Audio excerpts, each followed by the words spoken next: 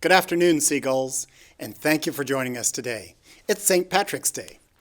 I am joined this afternoon by Dr. Dane Faust, Vice President for Student Affairs, and he'll speak to you in just a bit.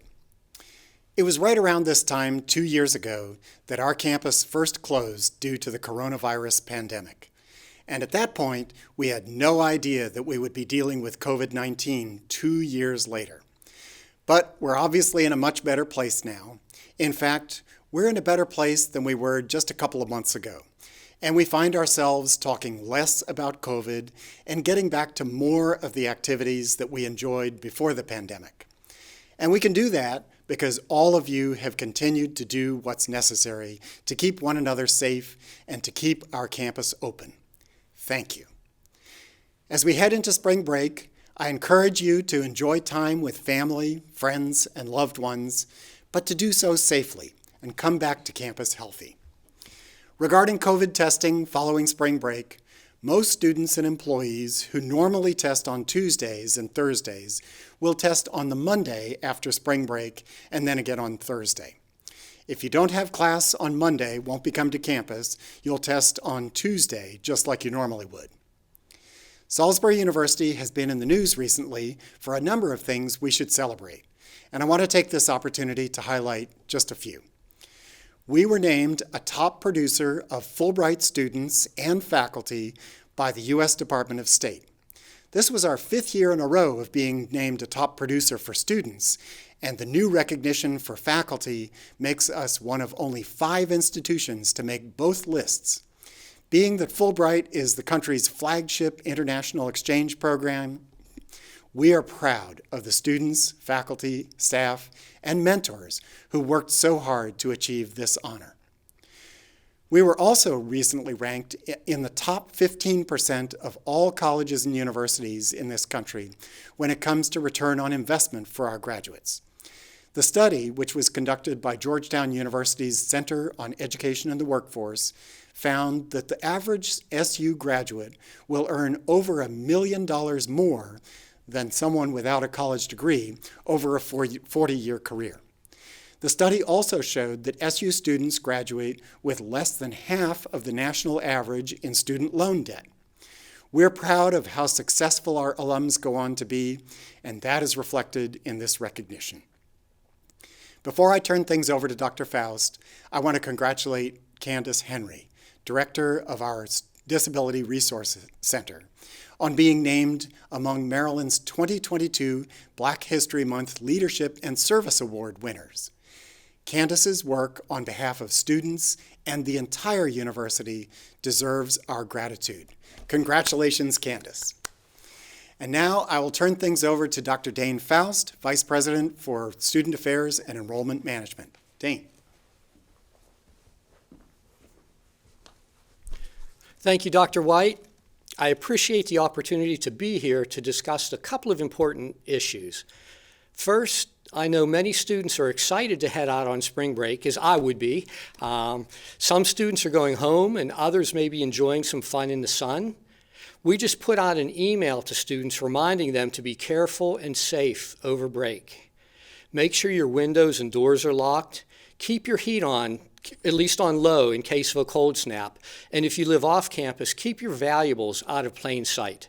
If you travel, look for places to stop and rest. Don't drive for long periods of time. Obviously, never drink and drive. And be aware of the conditions where you are going. In some cases, COVID is still being seen at higher rates. When you arrive, if you can, travel in groups and be reasonable and responsible in how you behave. Recently, I've learned of some anonymous and concerning posts on Yik Yak.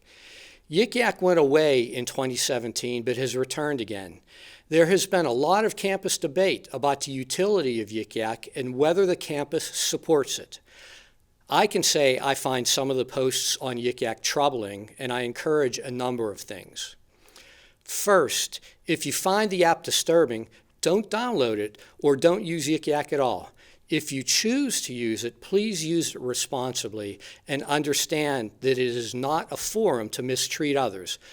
By doing that, you speak more of who you are as an individual rather than the person you may be demeaning.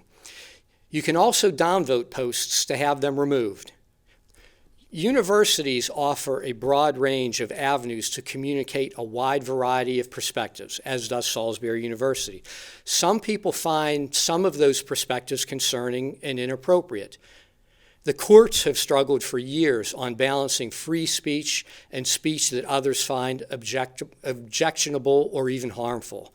The easiest way to attend to the issue is to not peruse any sites that you personally find offensive, inappropriate, or objectionable. Additionally, I wanted to take a moment to update the campus community on our mental health services that are now available. Lori Scherer was recently introduced to the campus as the director of our Student Counseling Center. She's been here for about a month and is getting to know the campus and meeting a wide variety of people. She's excited to be here and brings a lot of new ideas. For example, the Counseling Center now offers face-to-face walk-in hours and, as always, is available for any emergencies. We also continue to see a lot of positive use of our Timely Care app. At present, almost 10% of the student body has downloaded the app and are using the on-demand services that are available. Student evaluations continue to be positive, and I encourage you to use the app. You can find directions on how to download the app on the Counseling Center website. Finally, I want to wish all of our students a safe, relaxing, and healthy and rewarding spring break. So enjoy your time away. With that, I'm going to turn it back over to Eli to answer any questions that might have come in. Thank you, Dr. Faust. Just a few questions have come in. The first is about the availability of KN95 masks, and KN95s are still available at the info desk at the Guerreri Student Union. The original limit on the number of masks that you can pick up has been lifted. You should feel free to go grab another box or two. This person is asking about the classroom mask mandate. So as of right now, the classroom mask mandate does remain in effect. It will remain in effect at least through spring break. At that point, the university health team will consult with the executive staff based on the conditions at the time and the test results following spring break. Certainly, they will continue to make recommendations and adapt based on the current conditions. The question is about testing after spring break. So as the president mentioned, testing will be moved to Monday after spring break. So those that normally test on Tuesdays, Thursdays will test on Monday and Thursday in the week following spring break. But if you don't have classes on Monday, if you're otherwise not on campus on Monday, you will test on Tuesday as you normally would. That does it for the questions, and I'm going to turn it back over to President Wight.